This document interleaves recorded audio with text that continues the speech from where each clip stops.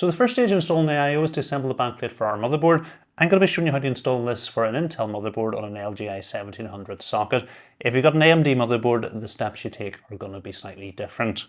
So we've got mounting holes for AMD, which are these ones, and if we turn the bracket over, these ones are labelled for Intel.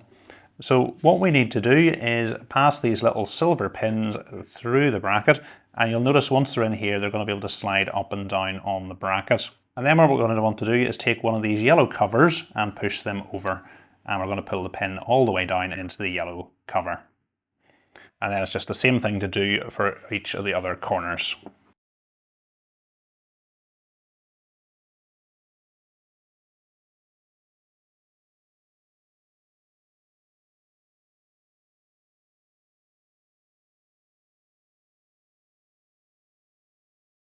Okay, so that's all the yellow clips in place. And actually for each corner, there's 3 different settings that we have. We can have the pin all the way towards the outside, in the middle, or towards the middle of the bracket. And for the LGA 1700 socket, we want to have it in the middle. And to adjust them, you can either push the bracket all the way in like this, and then to slide it out, you just need to loosen these pins slightly to get it to go out to the next setting. So I'm just going to push them all to the middle setting.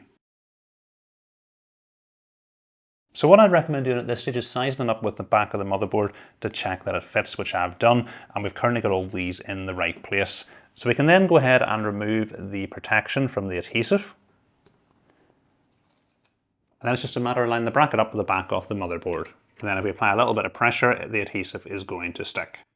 We're now ready to start work on the radiator and fans. So the first thing to do is set the fans onto the radiator. Now I've already lined this up in the case, and this is going to be the back, so we're going to want the cables coming out toward the back.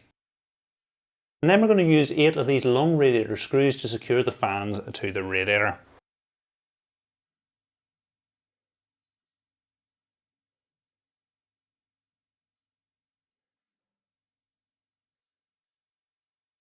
The next thing to do is take a look at the cables coming from each of the fans. So we've got a 4-pin PWM connector and also a 3-pin 5V ARGB connector. So starting off with the PWM connectors, in the pack we get this double splitter cable. So it's just a matter of plugging each of the 4-pin PWM connectors into the double splitter cable. There we go, there's 1 and 2. So that's going to leave us with one 4-pin PWM connector to plug into the CPU fan header on the motherboard. Moving on to the ARGB connector, we'll notice they have an additional connector on them, which is great because we're going to be able to daisy chain the fans together. There we go. And we're then going to plug this end into an ARGB header on the motherboard. As well, coming from our second fan, we also have the additional header here, which is going to be useful when we come on to look at our pump. So taking a look at our pump, we've got another 3-pin 5V ARGB connector, and again we've got additional header on it we can daisy chain something into. So we're going to be able to plug this end into the connector coming from the fans, and the one header on the motherboard is going to be controlling the lighting from the pump and the 2 fans.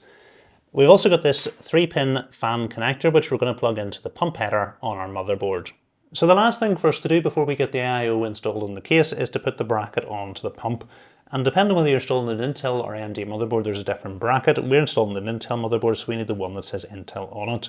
So with the Intel facing towards me, I'm just going to set it into here at the top. And then we've got 4 tiny screws to secure it into place. And it's exactly the same process on the other side of the bracket. We're going to slide the bracket into place, and then again with the small screws secured into place. Next we can set our I/O into place at the top of the case, and we can screw things into place at the top of the shorter radiator screws. Next I'm going to pass all the cables coming from our fans through to the back. It's not the easiest for me to show you here, but we have 2 fan headers just to the left of the RAM.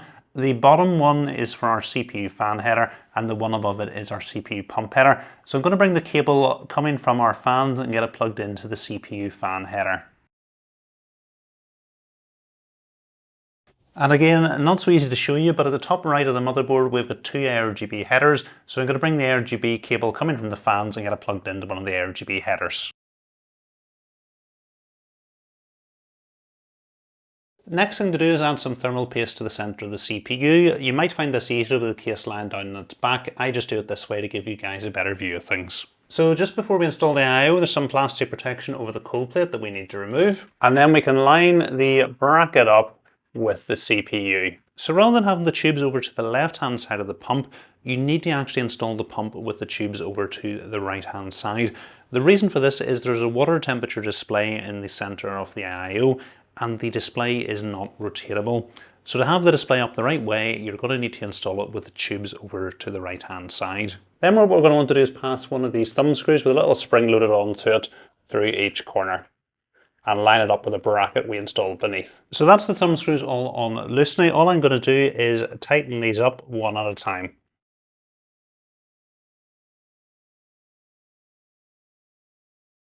Next, I'm just going to route the RGB cable coming from the pump up to the back of the case. And the 3-pin fan connector, I'm going to get plugged into the pump header at the top.